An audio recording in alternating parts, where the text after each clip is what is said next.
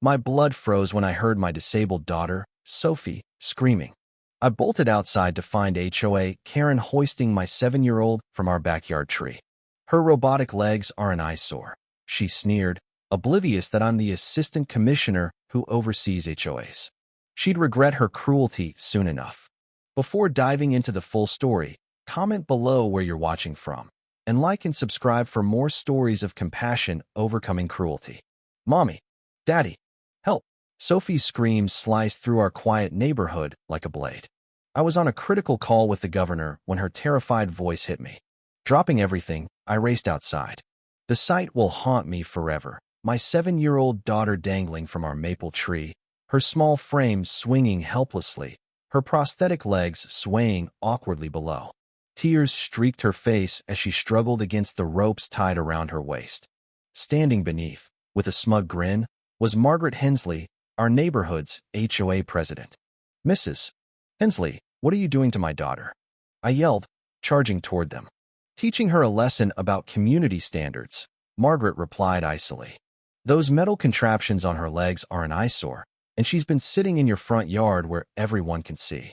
It violates Article 7 of our covenant on maintaining aesthetic appeal. I was stunned. My daughter's prosthetic legs fitted 6 months ago after she lost both legs in the car accident that also claimed her mother were being called an eyesore. Get her down now, I demanded, fumbling for my phone to call for help.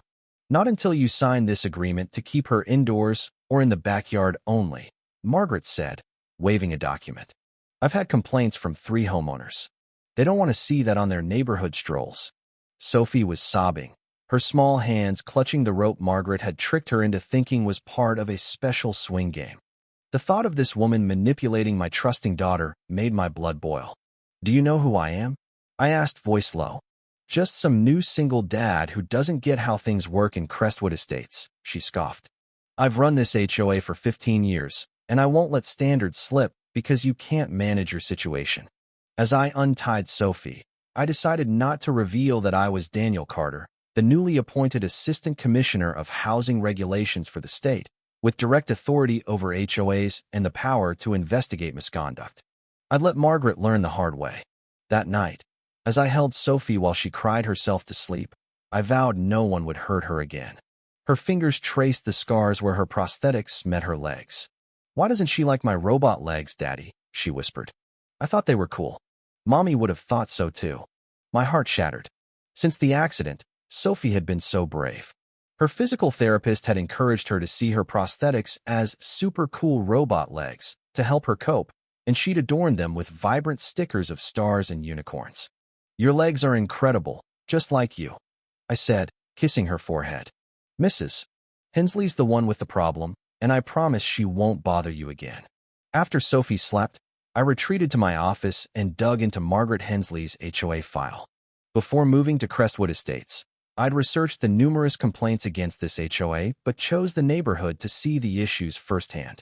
I never imagined Sophie would become a target. I spent the night reviewing Margaret's decisions over the past 5 years. By dawn, I had a dossier of violations, illegal fines, discriminatory practices against elderly and disabled residents, and more. 3 days later, I attended my first HOA meeting. Margaret stood at the community center's front, lecturing about lawn upkeep, when I entered with Sophie. The room fell silent, all eyes on Sophie's prosthetic legs, now even more decorated with stickers after I reassured her they were nothing to hide. Mr. Carter, Margaret said with clear contempt, this is an adults-only meeting. After our discussion, I'd think you'd be more considerate about parading your daughter's condition in public. Gasps echoed. An elderly man clutched his cane in shock. Actually, I said, loud enough for all to hear, I'm here as the Assistant Commissioner of Housing Regulations for the state. Margaret's face paled. I've reviewed this HOA's practices and found violations warranting immediate board dissolution and potential criminal charges. Murmurs spread as I opened my folder, listing offenses, illegal fines, selective enforcement, discrimination against protected classes, financial mismanagement, and, most recently, child endangerment. What's child endangerment? Someone asked. 3 days ago, I announced, Mrs. Hensley hung my disabled daughter from our backyard tree, refusing to release her unless I agreed to hide her from view because her prosthetic legs were, in her words, an eyesore. The room erupted in outrage. I hadn't shared the incident, wanting to handle it officially, but now the truth was out. That's ridiculous. Margaret stammered. I was enforcing standards. The girl was violating. The girl, I cut in, is a 7-year-old who lost her mother and legs in a tragic accident. Her name is Sophie. A woman stood. My daughter uses a walker after a stroke. Is that against your rules too? Another shouted. My nephew has autism and loves our front yard. Are you banning him? Soon, neighbors shared stories of Margaret's bullying fines over trivial issues, threats. Even forcing a family to move after their daughter's chemotherapy left their yard untended. Margaret tried to regain control, but the room had turned. Effective immediately, I declared. I'm suspending this HOA board pending a full investigation. All recent fines are frozen, and an interim committee will revise the covenant to comply with state law and basic decency.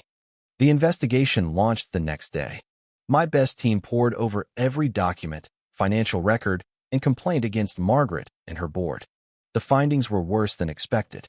Margaret had enforced rules based on personal grudges and embezzled nearly $80,000 in HOA funds for vacations, home upgrades, and a luxury SUV she claimed was for HOA business. When police arrived with an arrest warrant, I ensured I was there. The shock on Margaret's face as she saw me beside the officers was unforgettable. This is harassment, she shrieked as they cuffed her. You're doing this because of that crippled kid. No, Mrs. Hensley, I said calmly. I'm doing this because you broke multiple laws, child endangerment, embezzlement, fraud, discrimination, and more.